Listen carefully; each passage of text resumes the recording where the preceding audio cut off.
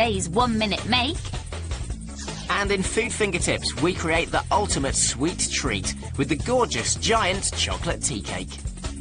And for details of lots of great Fingertips makes, you can check out the website, address at the end of the show. But first, the Fingertips Cactus Pencil Sharpener. They don't need watering, they stop you from losing your pencils, and there's a secret sharpener in the base.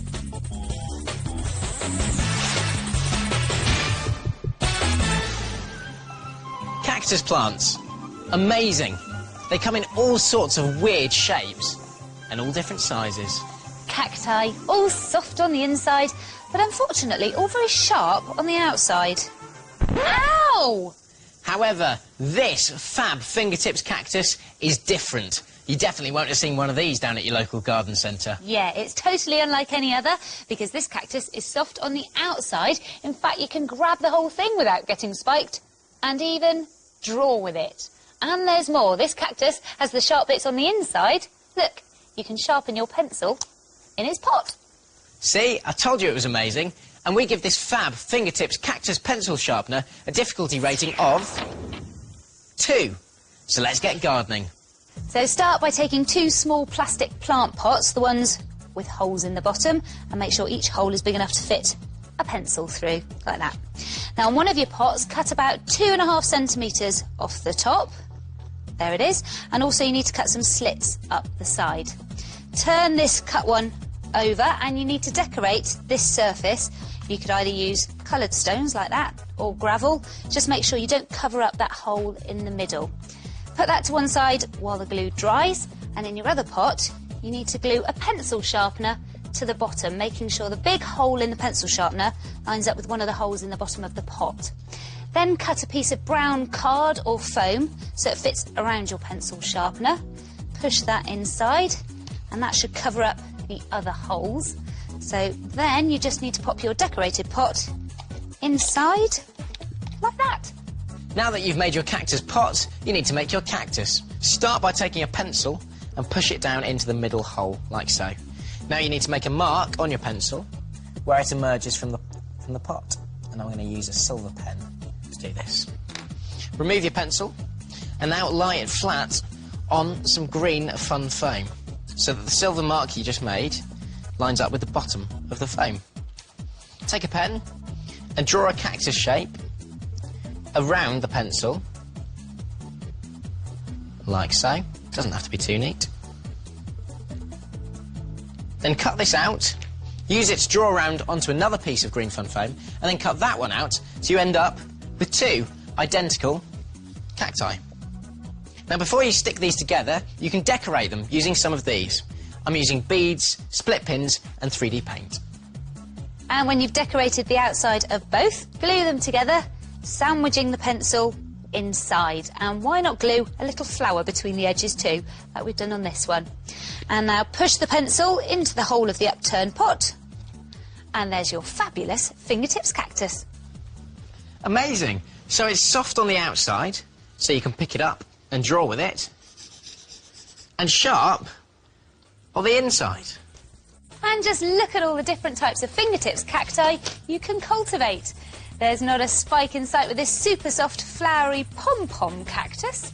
Or what about this intricate 3-dimensional cactus? Or how about a massive cactus, complete with hair accessory flower and real stones? So create a cactus that's sharp on the inside and soft on the outside with a Fingertips cactus pencil sharpener. This is Makeover Fingertips, the part of the programme where we show you how to make something by recycling stuff that you'll probably find around your home. So what about this lot? A pile of vegetables, some rubber gloves, a plain white cotton t-shirt and a sieve. That's not very tasteful, is it? However, with a bit of Fingertips know-how, we're going to show you how to transform these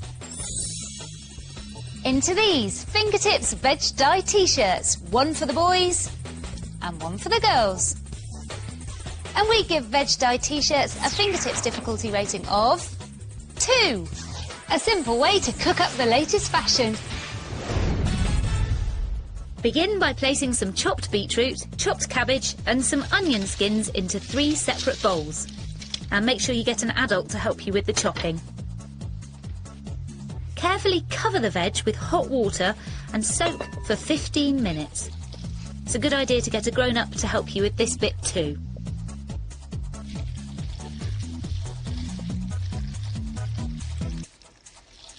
The natural dyes from the vegetables will begin to change the colour of the water.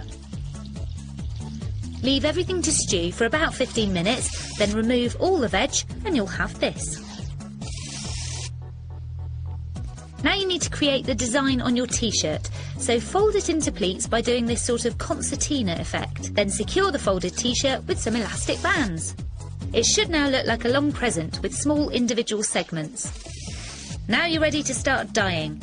Dip part of the t-shirt bundle into one of the bowls of dye, holding it in place for 1 minute. Repeat the process for the other dyes, dipping a different part of the t-shirt each time until the t-shirt is covered with all 3 dyes. And don't worry if all the colours merge. When you've done that, put it on a tray in a warm, dry place. And when you've untied your t-shirt, it should look something like this. It's great, isn't it? It's a good idea to give it a quick hand wash in cold water before you wear it. And we've even stuck on a few beads using fabric glue. And there are all sorts of designs you can do. Have a look at these. We've added some butterflies with 3D paint on this one. You can follow the pattern that the dye makes, as we've done here, to make a pretty flower design. I love that. And we think they look wicked if you just leave them plain too. So why not strut your stuff with your own totally trendy, environmentally friendly, organic Fingertips Veg Dye t-shirt.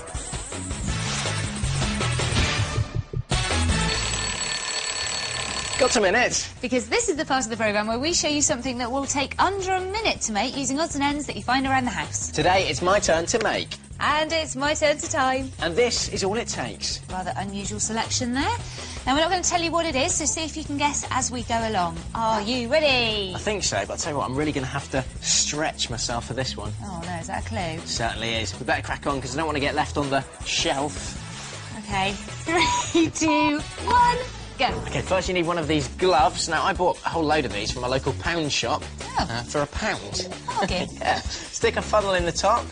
And you need to gather up the thumb, so you've just got the 4 fingers hanging down. And pour in some sand. Ooh. This can be a little bit tricky. Not me. Very good. That's 20 seconds. Need to get a bit more to fill up the hand part. And a touch more as well. Right, now once all that's in, remove the funnel, and you need to secure the top in place. 30 seconds left. Twisting it round, and you can use one of those sandwich bag ties that you get normally in your lunchbox. Give that a little twist. It's 20 seconds to go. Now you can hide all that top bit with some wool hair, which I'm just going to stick on the top there. Now some googly eyes.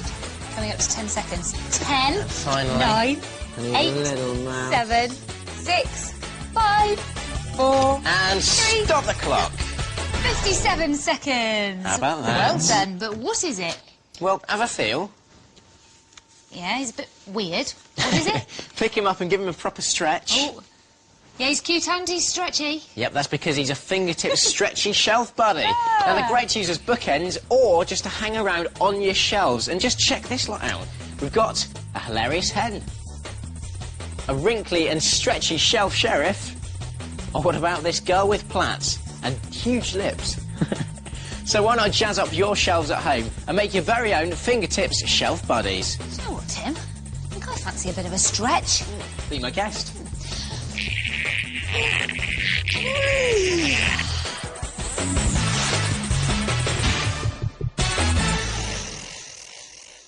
This is Food Fingertips, the part of the programme where we show you food that's fun to make and great to taste. So how about we use this mountain of marshmallows to make this?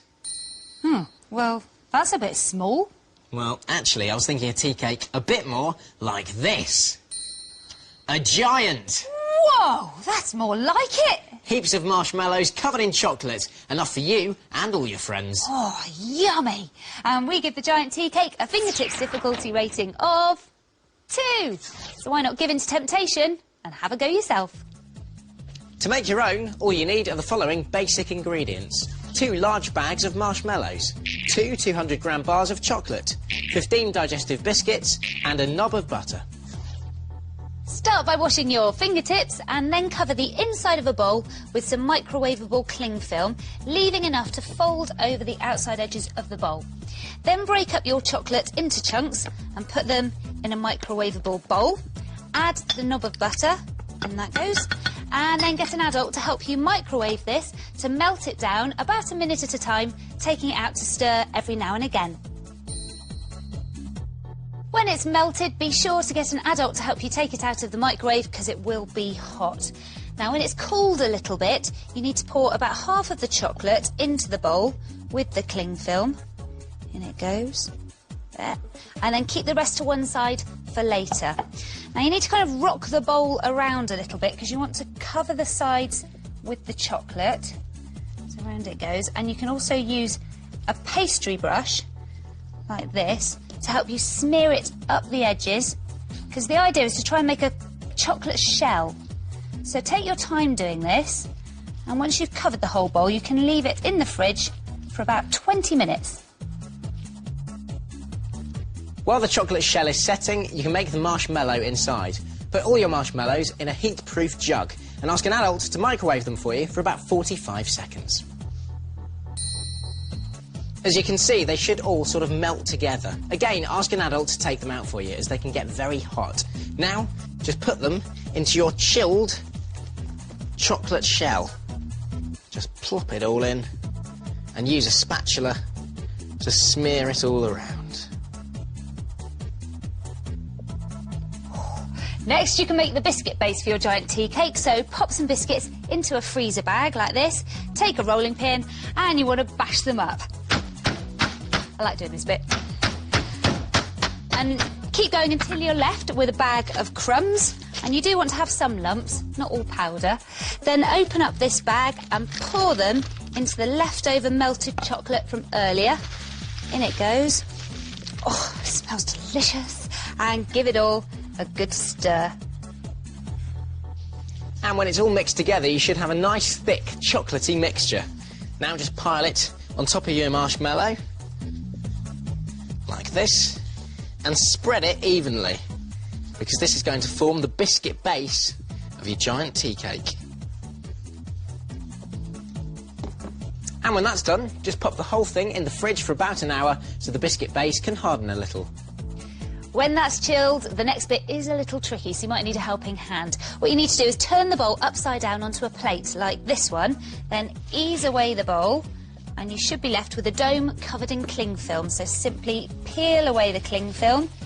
And here's a fingertips top tip. If any of the chocolate comes off as you're turning it out, you can simply paint on some melted chocolate to patch up the gaps. And when you cut a slice, just look inside. Wow, why not treat your friends to a fingertips giant tea cake? So simple to make and a fab feast to share. As if she's going to share.